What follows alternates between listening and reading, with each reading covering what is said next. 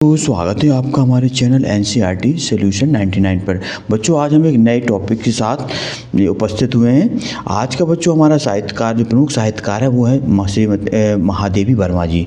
बच्चों इनको छायावाद की दुर्गा के नाम से जाना जाता है और इनका आज हम जो है संक्षिप्त जीवन परिचय और साहित्यिक जीवन परिचय दोनों को देखेंगे, जो आपकी बोर्ड परीक्षा की दृष्टि से बहुत ही उपयोगी साबित होगा।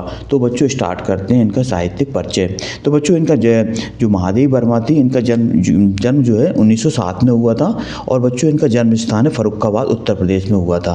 बच्चों इनकी मृत्यु हुई थी 1987 ईस्वी में और इनकी माता का नाम था हेमरानी देवी और इनके पिता का नाम था गोविंद प्रसाद वर्मा और बच्चों इनके पति का नाम था रूप नारायण वर्मा। बच्चों इनकी रचनाएं देखते हैं कौन कौन सी हैं। इनकी रचनाएं बच्चों निहार, रश्मि, नीरजा, सांदगीत, दीपशिखा और सप्तपर्णा, ये बच्चों इनकी प्रमुख रचनाएं हैं। निहार, रश्मि, बच्चों निहार का प्रकाशन है बच्चों 1930, रश्मि का प्रकाशन 1932 और नीरजा का प्रकाशन 1935 और सांदगीत 1936 और दीपशिखा 1942 और सप्तपर्णा 1960। बच्चों ये इनके काव्य हैं।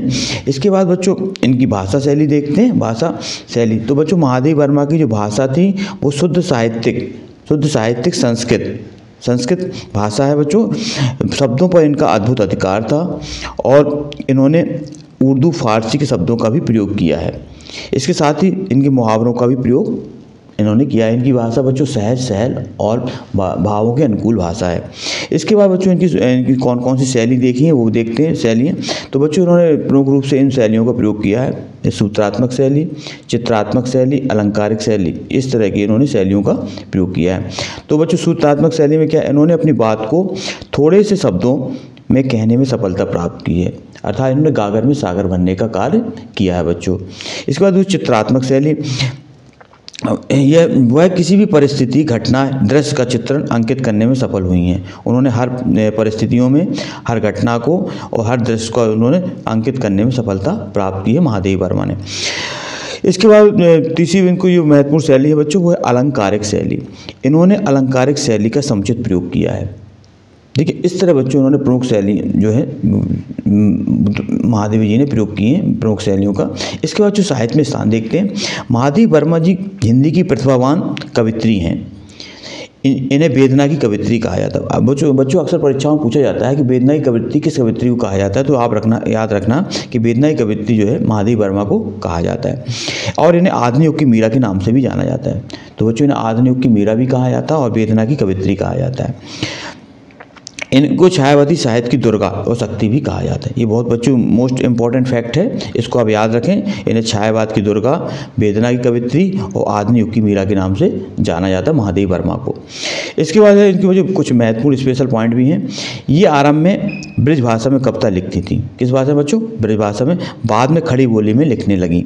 इनके काव्य में अलौकिक विरह की प्रधानता है। किसकी प्रधानता है बच्चों? विरह की प्रधानता है, इसलिए इनको वेदना की कवित्री के नाम से जाना जाता है। तो बच्चों ये जो है हमारी प्रमुख साहित्यकार थी छायावाद की महादेवी वर्मा। और जो छायावाद में जो 4 स्तंभ हैं उसमें प्रसाद, निराला, पंत और महादेवी वर्मा, मात्र महिला कवित्री है बच्चों महादेवी वर्मा और इन्हें छायावाद की दुर्गा के नाम से जाना जाता है। तो इस तरह बच्चों हमने आज इनका जो है महत्वपूर्ण साहित्यिक परिचय देखा, इनके जन्म के बारे में, इनकी रचनाओं के बारे में, इनकी भाषा शैली और इनका साहित्य में स्थान। तो बच्चों इसको आप नोट डाउन करें, ये आपकी वार्षिक परीक्षा के लिए बहुत ही उपयोगी साबित होगा। बच्चों इसमें महत्वपूर्ण फैक्ट लिखे गए हैं, आप इन्हें नोट डाउन करें।